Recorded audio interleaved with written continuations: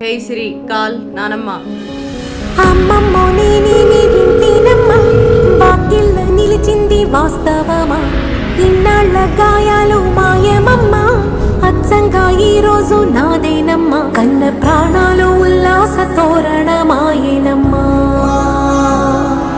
కంటి చెమ్మల్లోనూ నేడు సంతోష ఛాయలమ్మా,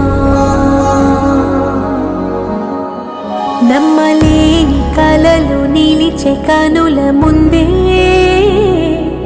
ఈ నిజము చూసి కాలమిప్పుడు కదలను అంది.